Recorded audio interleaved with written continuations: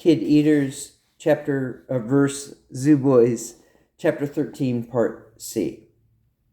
Soon the scheme was working. Pinky-sized ligers came creeping out of the drain. Hightower cranked the heavy-duty lever just enough to tighten any slack in the line. Quickly now, the pool flooded from the bottom up with the oxymoron of big, tiny cats.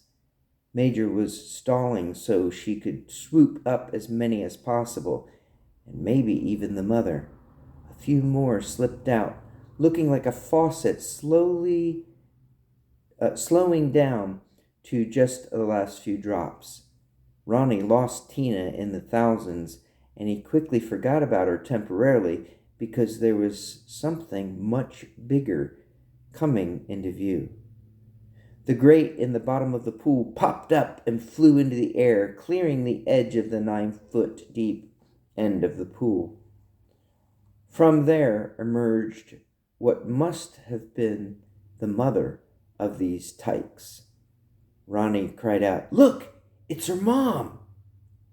The mother was only as big as a loaf of bread. Kind of a letdown, really. They all imagined she'd be at least the size of a real lioness/tiger. She let out a growl and hissed as she cleared the bottom drain. Major Hightower was about to reel in the load when, out of the woods across from them, a huge, full-grown male lion appeared. It looked like the average king of the jungle, but its mane looked like it was made up from barbs, like a porcupine. The lion snarled and flexed out his pokey mane, as if saying, "Who's messing with my woman and kids?" John was able to sneak up behind him. They heard him shout quickly and clearly, "On my mark, Major!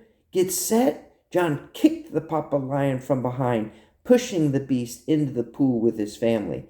"Go!" John roared. "Reel it in!" In those few seconds, Major cranked the gears with terrific speed, sealing up their catch of the day. Ronnie cheered. "You got them all! You caught more than just the mother load. You pulled in the kids, the mom, and their dad." Jeremy commented, "One big happy family, all together now." This offered Ron some comfort, as he accepted the fact that Tina was back where she belonged. The pool cover was plenty strong enough to hold them.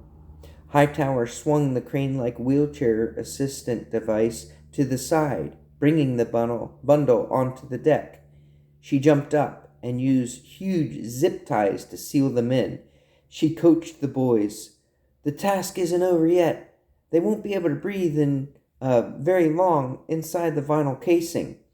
Without taking even a few seconds to catch her own breath, she had the boys, other than David, who still guarded Ralph, stand behind the 10 by 10 foot plexiglass box.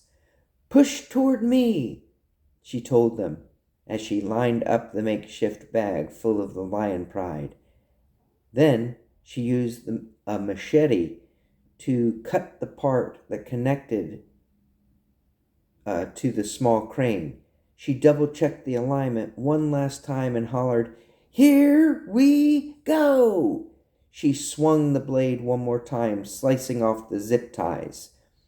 They flowed in perfectly. She lifted the side wall all by herself, pulling down the handle and slapping a padlock on it. John remembered last time they were here, he, or rather Ronnie, left his shoes down in that pool. The boys were consistently amazed at how she always had everything ready. They still weren't sure where she pulled things from.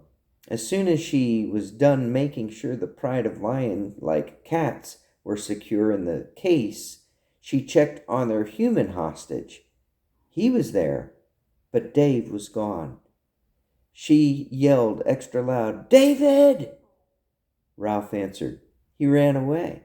Major exclaimed, "Shut up!" He didn't listen to her. He went on with some weird made-up made-up accent. I, Mommy. I just tried to help. I said shut up. But I'm not going to run. I need to get off this island too, before they burn it all up. John, gag 'em. John had no idea where he'd find something to gag him with. Maybe his sock? Jeremy volunteered, let me do it. He got masking tape from the backpack. She said, no, we'll just shoot him. Ronnie had to ask, are you serious? She rolled her eyes and took away the gun that he still held onto. Then, flabbergasted, she asked again, where is Dave? Then she declared, well, dang it, he better show up when rescue gets here. We leave no man behind, not even you, Ralph. John spoke up for Dave. Well, he'll be there. I'm not sure why he ran off, but he'll hear the helicopters or whatever, wherever he is on the island, and he'll show up. He'll show up. You can count on him. Major said, hope you're right. Well, we'll have some ships coming in as well, so by land or sea, he's got to load up. On to chapter 14.